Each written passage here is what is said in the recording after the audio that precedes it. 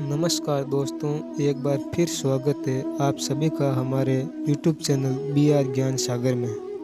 मित्रों, इस सृष्टि में जिसने जन्म लिया है उसकी मृत्यु एक ना एक दिन होनी है।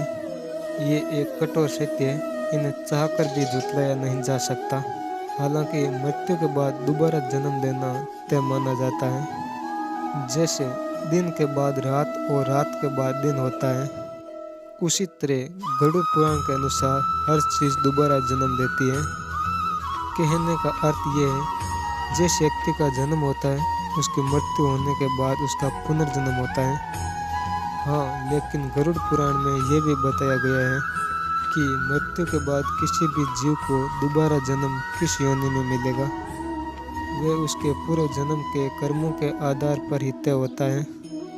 लेकिन मित्र, क्या आप जानते हैं ऐसे कौन से कर्म है जिसे करने के बाद अगला जन्म भी मनुष्य का मिल सकता है?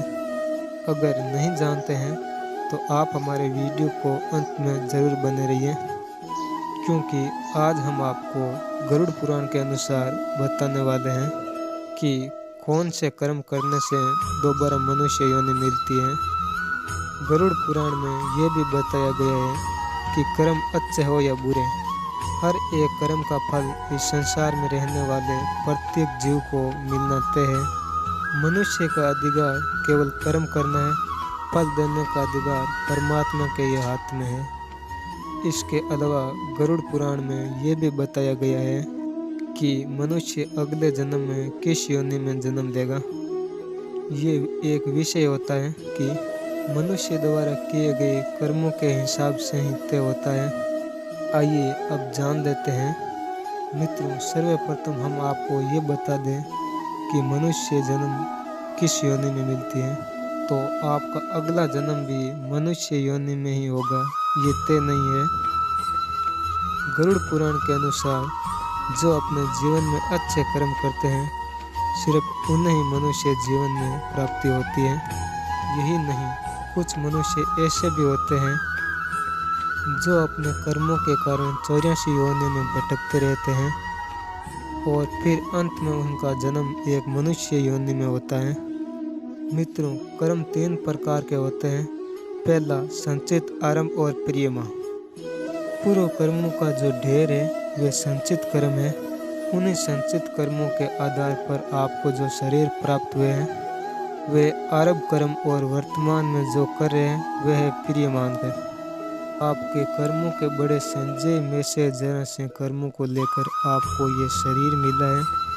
बाकी आपके संचित कर्म संस्कार के रूप में पड़े हैं। सभी के कर्म के अनुसार जो संचित और आरंभ कर्म है, उनसे अगले जन्म का निर्माण होता है, जो तय करता है कि आपका अगला जन्म 84 योनि में कहीं भी हो सकता है। इसीलिए कहा जाता है, इसी जन्म में ईश्वर के चरणों में चले जाना चाहिए और किसी को अपनी तरफ से कोई कष्ट नहीं देना चाहिए। व्यक्ति इस संसार में अकेला आता है और अकेला ही जाता है। अंतिम समय में उसके अच्छे बुरे कर्म, पुण्य और पाप उनके अगले जन्म का निर्धारण करते हैं।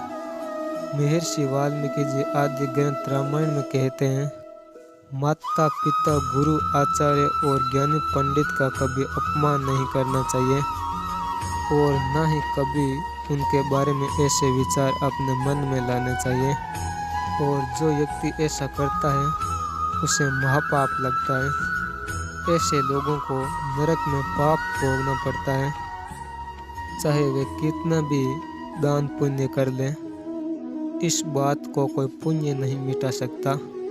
मित्रों, जो व्यक्ति हमेशा दूसरों के हित में सोचता है, उनकी सदैव मदद करता है, पशु पक्षी और अन्य जीवों पर दया करता है, ज़रूरतमंदों की मदद करता है और बिना किसी स्वार्थ से संचित धन का उपयोग धार्मिक कार्यों में करता है, ऐसे मनुष्य का अगला जन्म मानव योनि में होना तय होता है।